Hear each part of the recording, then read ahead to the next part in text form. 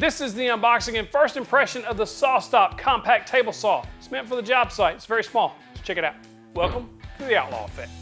I just got the brand new SawStop Compact Table Saw in the shop. If you're interested, I think this model runs about $8.99. It's quite expensive for a job site saw, but it also has the safety stuff built in. So you may notice that the instruction manual is right on the top. Essential tips for first use. A little packet, that's pretty cool. I ordered this from Woodwork Supply. That's where I ordered my previous one. I just like dealing with them. They always throw in some extra niceties. I don't want to cut the box up, because if it has something wrong with it, I need something to ship it back in. I learned that the hard way on things. This would have been easier on the floor, but it's well packaged, that's for sure.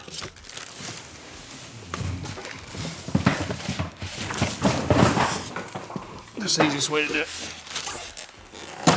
It's pretty hefty.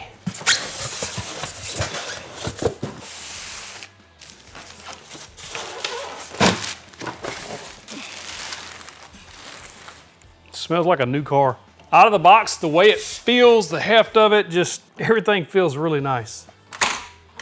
The fence is right there. We'll get all this set up and maybe put a cut or two in them. First impressions right out of the box, the thing has plenty of power to make the cuts. It's a solid saw. But I did have to make a couple of minor adjustments on the fence to get it square to the miter slot straight out of the gate. It's not a big deal, but I did have to make those adjustments. A couple of interesting things. It has this onboard tool storage where you can just take this off and take it to the job site, and that way you have your blade guard, your miter gauge, and the wrenches to change the blades all right here.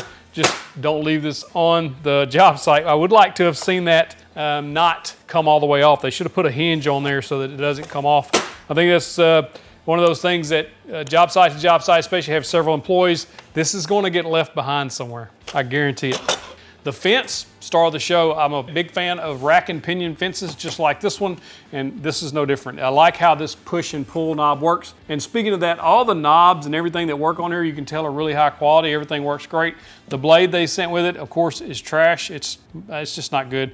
I swapped this out for a 40-tooth CMT chrome blade. It does come with a zero clearance insert, and the insert is very solid, so that's a good thing too. Dust collection is mediocre, but all I have is this dust extractor from Festool, and it's a tiny hose. I'm not really being able to connect into that full 2.5 or so port. If I had a shop vac, I think it would probably pull it all in. Of course, the selling point of this saw is going to be the SawStop name. And of course, I think it's $8.99 is what I gave for it. It's the safety feature you're buying into, so you don't cut them digits off. And $900 is a lot of money for a lot of people, but it's also not very much money if you consider finger-saving technology. And I think that's one of the main points of why anybody would get a SawStop.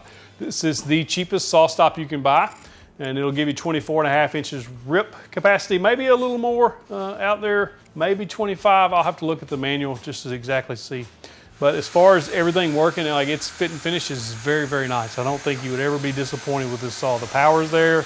The rip capacity is probably where you'll hit your limits on 24.5 inches. From that point, you take a straight edge and a circular saw and you can break down most sheet goods to the size you need. But for a table saw, taking up minimal space, lots of power and safety features built in, probably the way to go if you don't have a limited budget.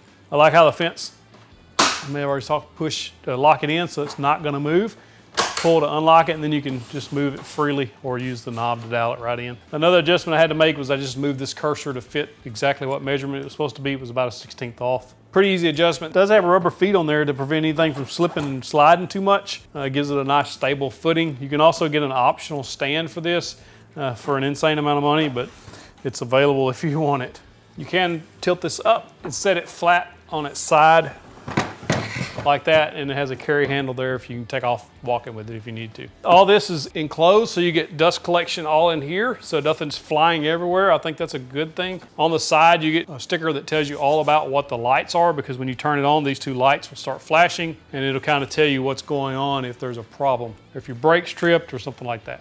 Overall, I think it's a good saw. I really do. And I think the price is going to deter a lot of people, because for a job site saw. But if you think about it, like a lot of those DeWalt's and things like that are around $700, $650, $700. So you're talking a few $100s more to get the safety feature. That's what you're buying. If you like this video, you got to check out my unboxing and first impression of the DeWalt track saw right there. Click in the box. Wrong channel. Click the box. Go check it out.